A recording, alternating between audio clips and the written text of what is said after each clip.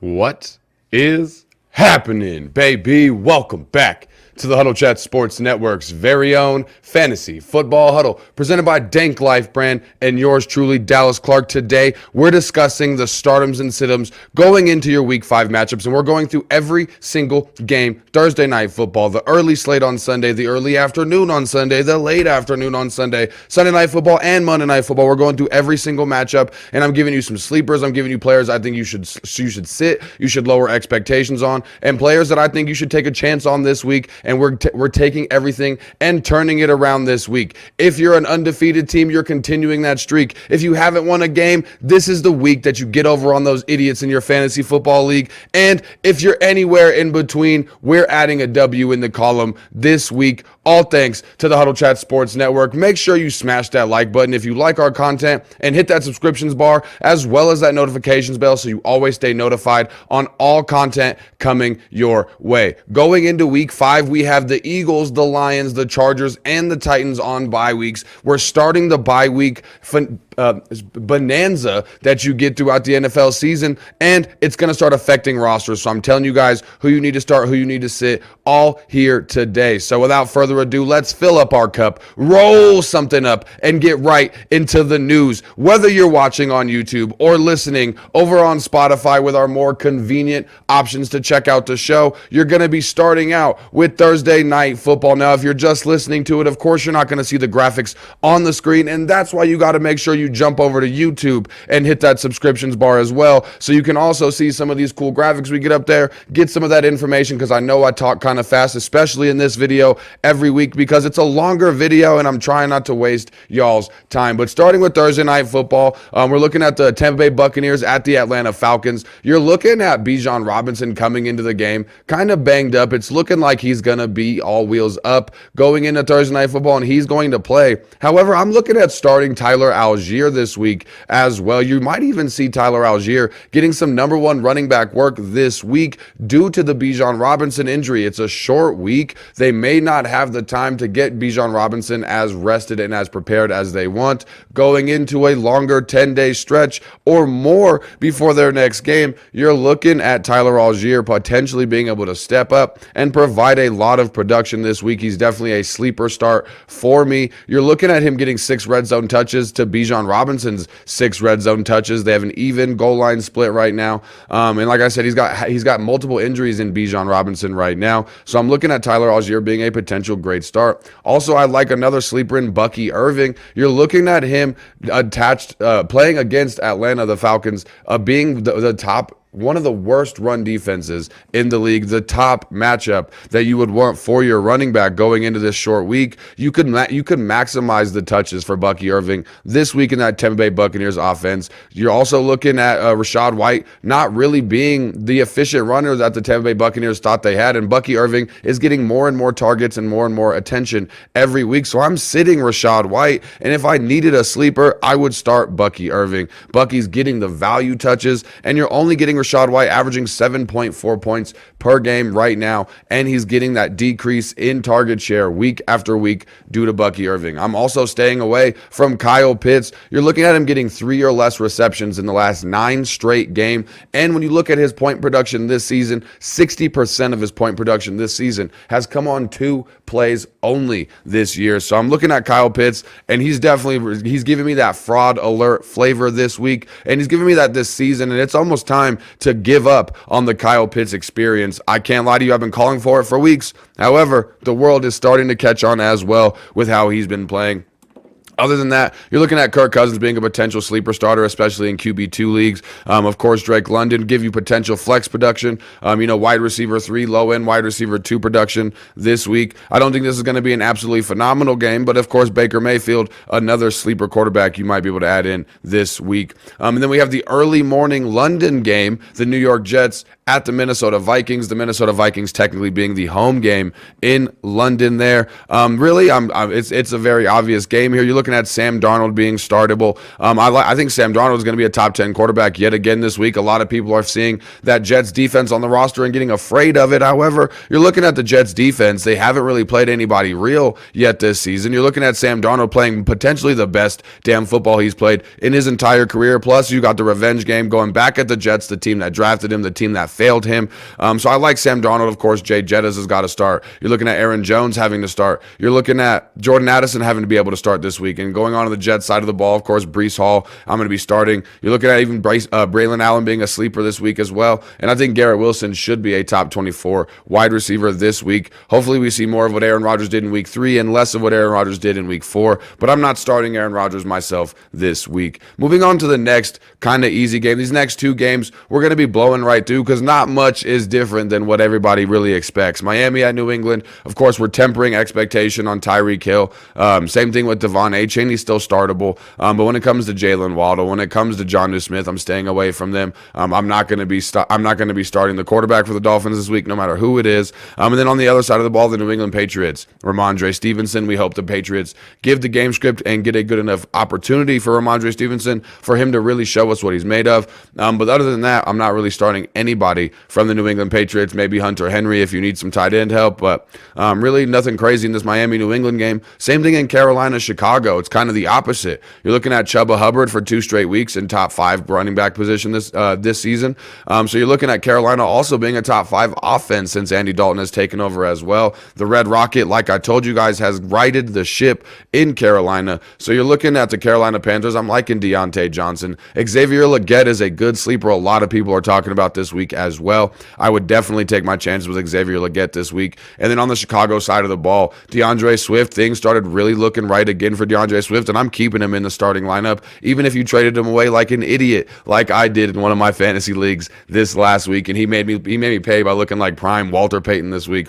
But I don't think it's going to be that good this week, but I do think DeAndre Swift is going to have a good game this week. You're looking at DJ Moore, Keenan Allen, Romo Dunze, all having the ability to start this week. Caleb Williams would be a decent start if you need a streaming quarterback. Before we get into the remainder of the morning games on Sunday morning, I want to make sure to ask you to tune in on Sunday morning to the live episode that we do 9:30 a.m. Mountain Standard Time and 11:30 a.m. Eastern Time over here on the Huddle Chat Sports Network's YouTube. You can check it out on Facebook at the Huddle Chat Sports Network as well, or over on Twitch at Indo is my Nindo. That's where we'll be doing all 3 of the live streams at the same time. I give you last minute injury advice. I give you some betting advice. I give you some fantasy football lineup advice. I give you all the information that you need to go in to Sunday as a prepared fantasy football player and NFL fan. So make sure you tune in on Sunday morning, and make sure you check the description below for our Discord, where I give you guys more detailed information, a weekly newsletter, and a community that you can converse with throughout your fantasy football season for trade advice, or even getting to me even quicker than you can get to me in the YouTube comments. Make sure you comment below and let me know if you have any lineup questions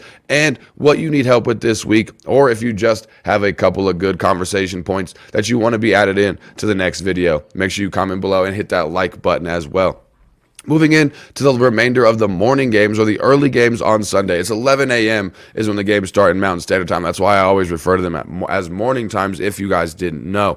But when you're looking at the early game slate, you still have that Cleveland-Washington game, which I think is going to be low-key one of the most interesting games that you can watch this week. You're looking at Jaden Daniels obviously being a must-start quarterback at this point. Brian Robinson Jr. still looking like he needs to be started, as well as Scary Terry. And I'm taking Zach Ertz as a sleeper if you need help with tight end. And if you're looking at this video, you most likely need help with tight end, because everybody needs help with tight end. Moving over into the Cleveland Browns side of things, I think Amari Cooper potentially could have a big game this week against Washington. You guys know what I say against the Washington Commanders defense. I was not right last week against Arizona, but who was last week? Arizona was not supposed to play as terribly as they did this past week, but Washington still is one of the worst passing defenses, if not the best matchup that you can have for wide receivers and quarterbacks, which makes even Deshaun Watson a sleeper quarterback that you might start this week if you need some quarterback help.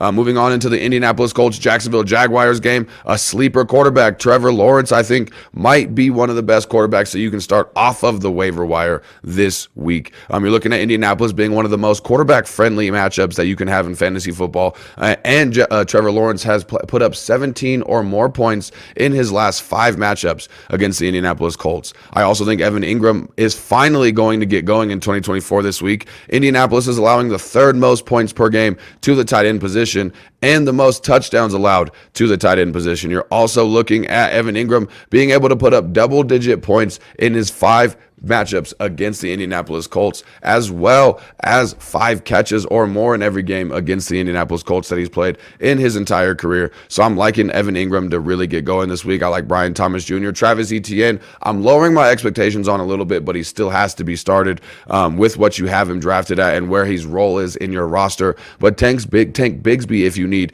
a sleeper running back with all the bye weeks and injuries, would be a decent option for you this week as well. I'm starting Michael Pittman Jr. You're seeing that they're force-feeding him the targets, and last week it started to work out no matter who the quarterback is. I think Anthony Richardson looked really good in the few snaps that he had on the passing side of things in last week's game before he got injured. And Joe Flacco, as I mentioned in the waiver wire episode when talking about Josh Downs, is a better quarterback situation for all the pass catchers in Indianapolis. So no matter who's playing quarterback, I'm starting Michael Pittman Jr. Jacksonville's allowing the 4th most points per game to wide receiver this year, and I think Josh Downs is also a sleeper as well to add in there.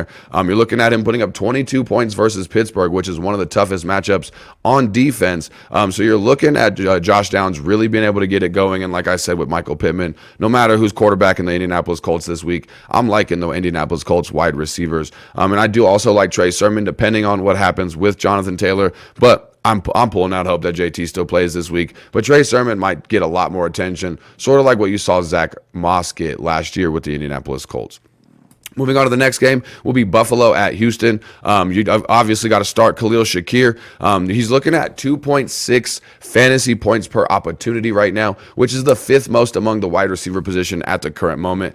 He's the number 1 target in the most pass-heavy offense in the NFL. And you're looking at pretty much everybody on both teams. It's going to be a high-scoring game. I want some of both offenses. I want some of Nico Collins. I want some of Stephon Diggs, Joe Mixon, CJ Stroud. Everybody on both offenses, I'm willing to start. There's really not much to talk about here, except for I think that I'm not worried about Nico Collins, but I do think that Stephon Diggs will be the number 1 wide receiver in this big revenge game against against Buffalo this week. Last game in the morning slate will be the Baltimore Ravens at the Cincinnati Bengals, which I would bet to believe is most of y'all's most interested game to watch this week outside of your own team's matchup. I'm looking at Zach Moss this week. I'm not necessarily worried about Zach Moss as everybody else is. A lot of people think Chase Brown is going to take over this backfield, but I think it's going to be slightly different. I'm looking at the Lions backfield. I'm looking at the Miami Dolphins backfield, and offenses have the ability to run 2 running backs and have it work out for the real life offense,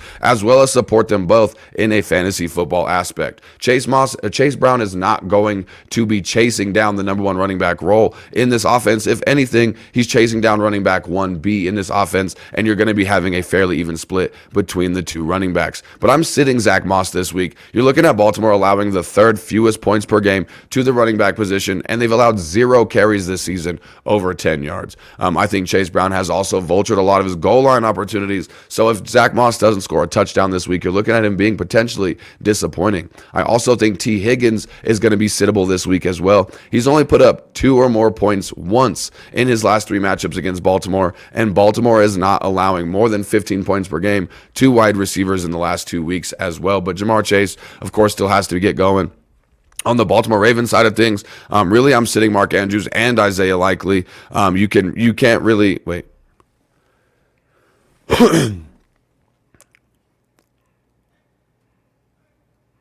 Cincinnati, up to this point, has not allowed 1 single reception to the tight end position. I don't think this is going to be a matchup for either one of these tight ends to really get on a get-right matchup. But I will be starting Mike Gesicki, especially if you need some help at the tight end. And like I said, everybody needs help at tight end. You're looking at him being 2nd on the team in receptions, targets, yards, in every receiving category behind Jamar Chase. You're also looking at Baltimore allowing the 2nd most yards, targets, and receptions to the tight end position this year. year. So I think Mike Gesicki is in for a big game. Let's move on into the afternoon games and the evening games. But before I do, I want to make sure to ask you guys to smash that like button if you haven't yet, and hit that subscriptions bar as well as that notifications bell. And as always, comment below. Let me know if you have any trade questions, any lineup advice, anything you need help with your fantasy football team. Let me know down below in the comments. And like I mentioned before, check us out over on Spotify, where you can listen to more convenient audio-only versions of the Huddle Chat Sports Network. The first game I want to talk about in the afternoon matchups and the late game matchups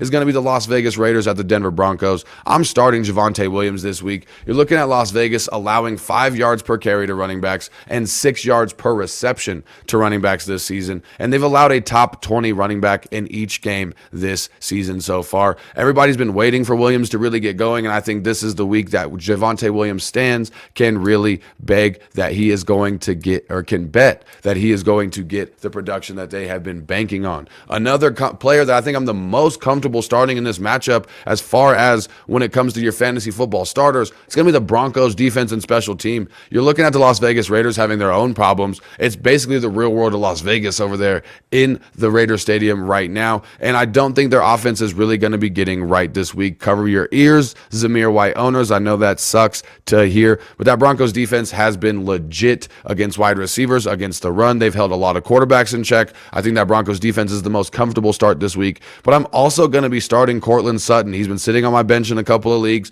I know the target share has been there, but the Broncos offensive production have not been there. You're looking at Courtland Sutton have the most red zone targets this season. You're looking at Las Vegas allowing huge wide receiver games this season already, and they're being force-fed targets over to Courtland Sutton. He's kind of like Michael Pittman Jr. in the Indianapolis Colts offense. He's getting the targets. He's getting the attention that you want. You just need for it to work out, and I think this is the week that it works out against one of the best matchups he could have on the schedule. Moving on to the Arizona Cardinals at San Francisco 49ers. Can the Arizona Cardinals get it going against one of the best defenses this week after having a shit fest against one of the worst defenses in the league? I just don't want to put my fantasy football life on the line believing in that. I'm staying away from Kyler Murray, at least lowering my expectations on Kyler Murray this week. You're looking at him only having more than 15 points this season against the Los Angeles Rams, who are a great matchup. He was held to single digits against the best quarterback matchup this season.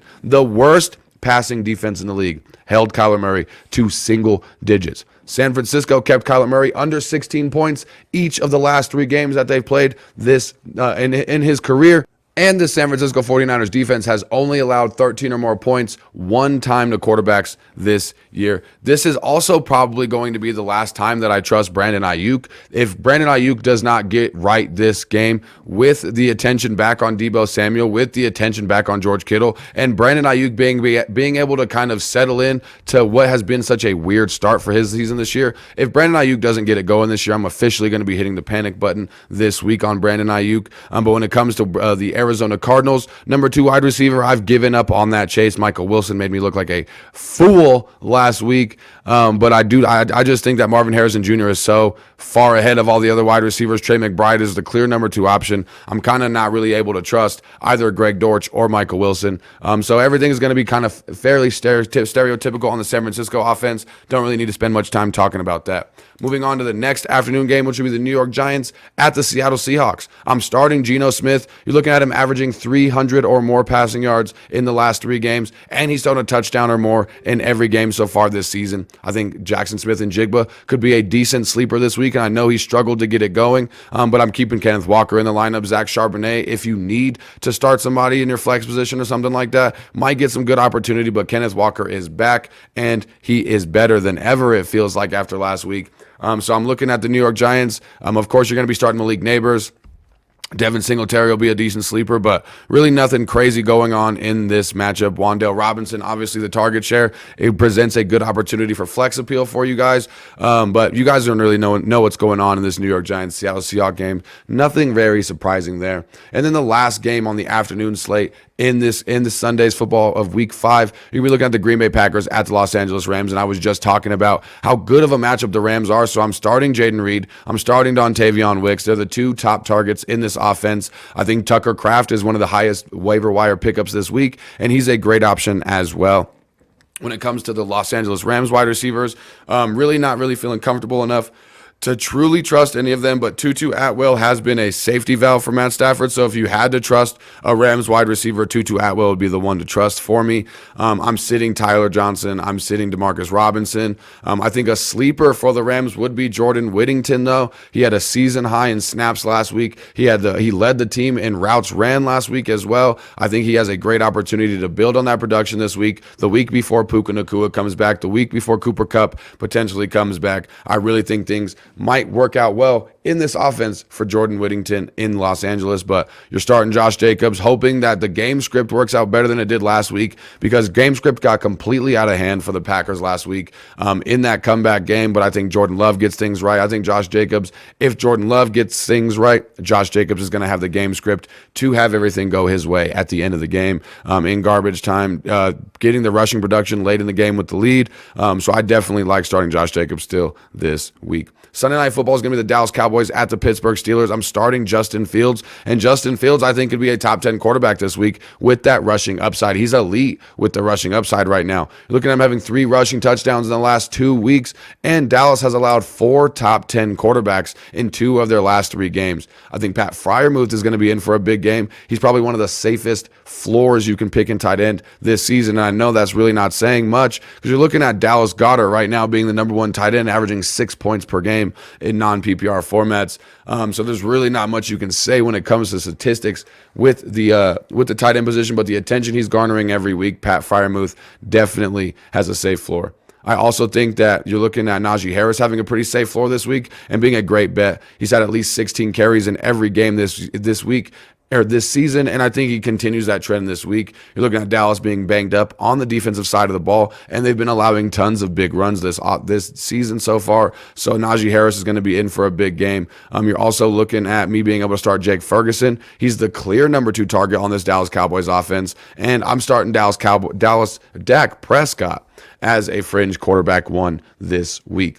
Moving on to Monday Night Football, the last game in Week 5. I'm lowering expectations on Patrick Mahomes. I don't want to say sit Patrick Mahomes, but I think he's going to definitely be outside of the top 12 of quarterbacks. You're looking at Patrick Mahomes being top 10 in quarterbacks once in the last 13 games. Let me say that again.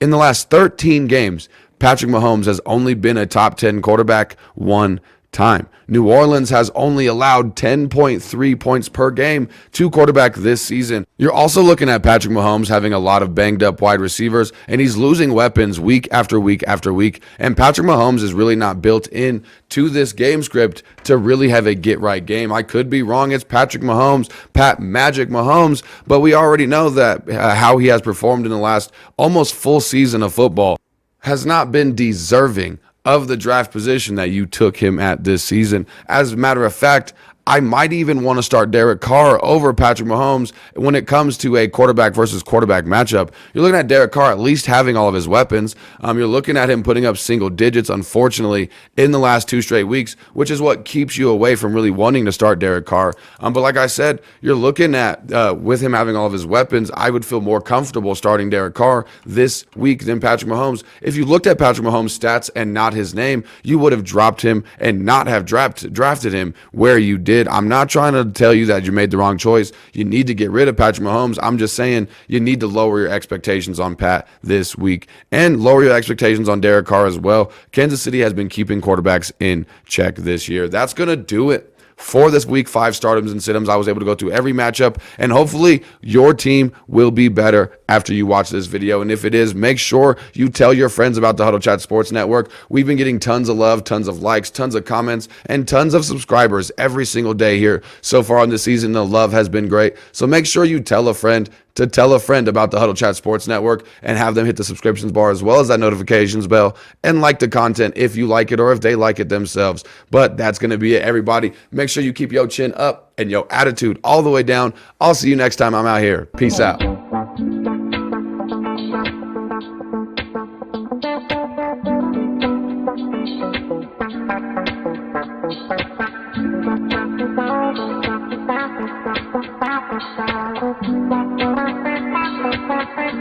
Thank you.